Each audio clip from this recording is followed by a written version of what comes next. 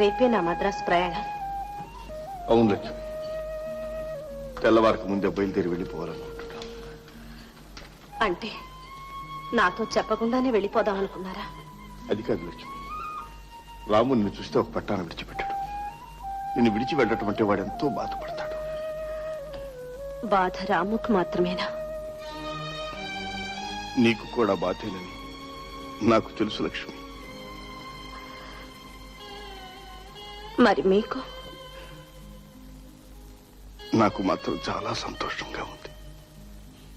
మళ్ళీ రాముకు మాటలు వస్తాయనే ఆశతో, ఆనందంతోనే వెళుతున్నాను.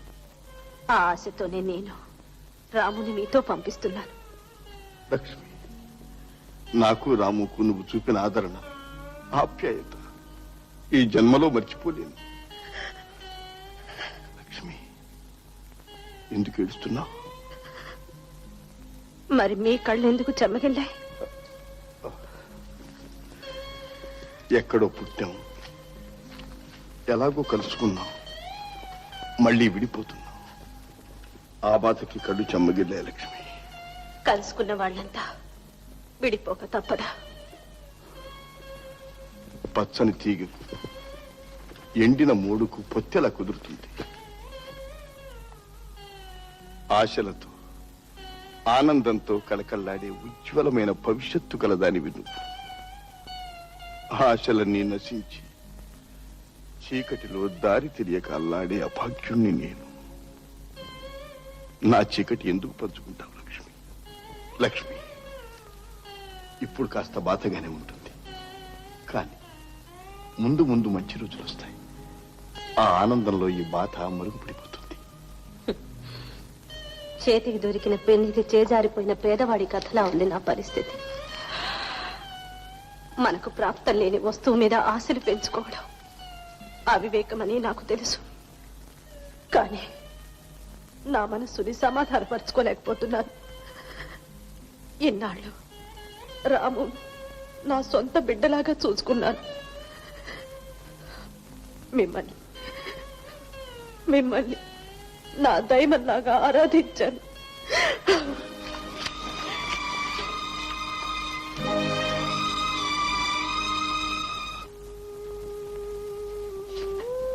రాము, రాము, రానాయన పదం.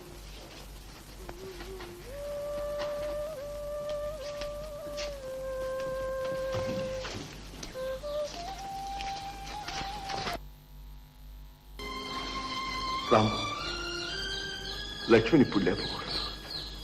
రామయ్య. ఏం బాబు? లక్ష్మిని రాము మరీ మరి అడిగాడు చెప్పు. అలాగేనండి. రాము, వెళ్ళేది వైద్యానికి, అక్కడ కుక్కల్ని రానివ్వరు నాయన. జాకీర్ ఇక్కడే ఉండని రామయ్య. అలాగే బాబు.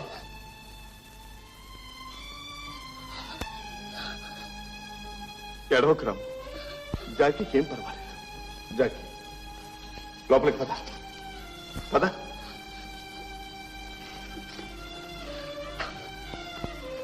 వెళ్ళొస్తాను రామయ్య. అలాగే బాబు.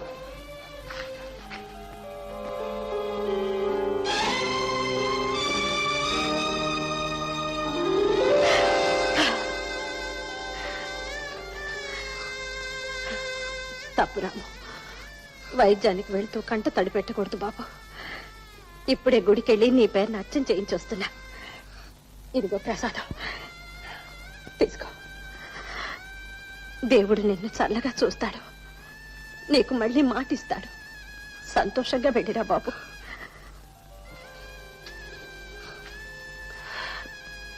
రాము, నీకు డాక్టర్లు మంచి మందులు ఇచ్చి నయం చేస్తారు.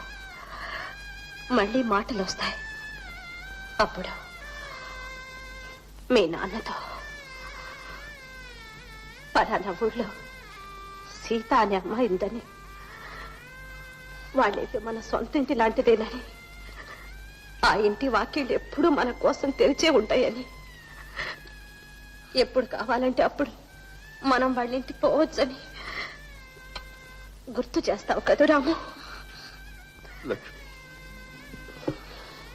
రాముకి నాకు నీకంటే ఆత్మీయులు. ప్రపంచంలో ఎవ్వరూ లేరు. వెళ్ళొస్తాం లక్ష్మి. పదరాము.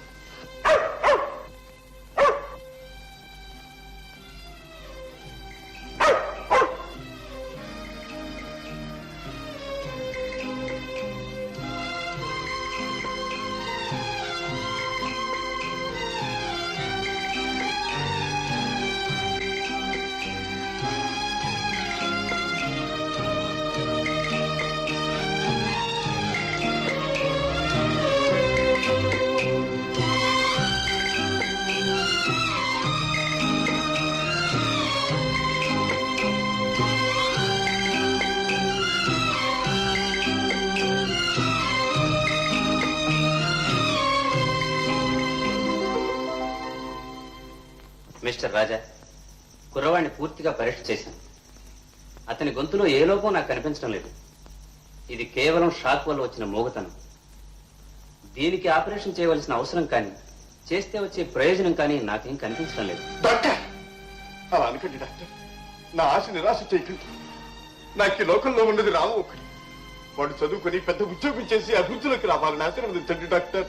రాజా, నీకు లెటర్ ఇచ్చి పంపిన డాక్టర్ గారు నాకు గురువు, తండ్రి లాంటివారు.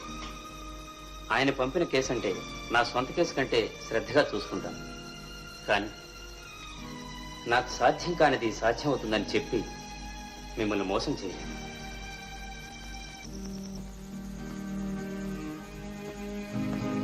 డాక్టర్, ఎలా ఉంది? మా రాముకు మాట వస్తుందా?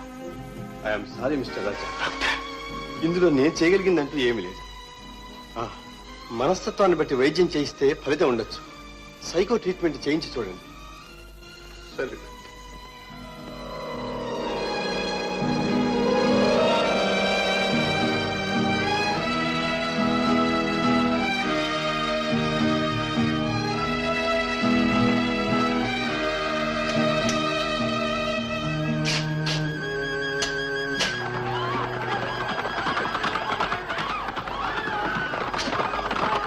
మీ అమ్మ లోపల చిక్కుపడిపోయింది. ఇల్లు కూలింది. కాసేపట్లో మీ అమ్మ చనిపోతుంది. అమ్మా అని కేకే రాము. రాము, ఇంట్లో లోపల చిక్కుపడిపోయింది. అమ్మా అని కేకే రాము. అమ్మా అని కేకే రాము.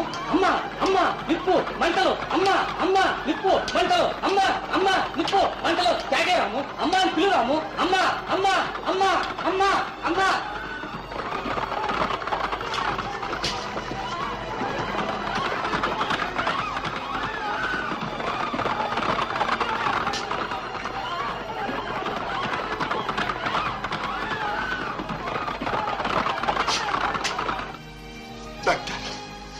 లాభం లేదు. ఇంతకు మించి చేస్తే అతని మెదడు దెబ్బతినవచ్చు. డాక్టర్, నా రాముకి మాటే రాదా డాక్టర్? I'm very sorry. నేను దేవుణ్ణి కాదు. డాక్టర్లకు సాధ్యం కాని జబ్బులు చాలా ఉన్నాయి. రాముకి ఇక మాట రాదు అన్న సత్యం మీరు గ్రహించడం మంచిది. డాక్టర్,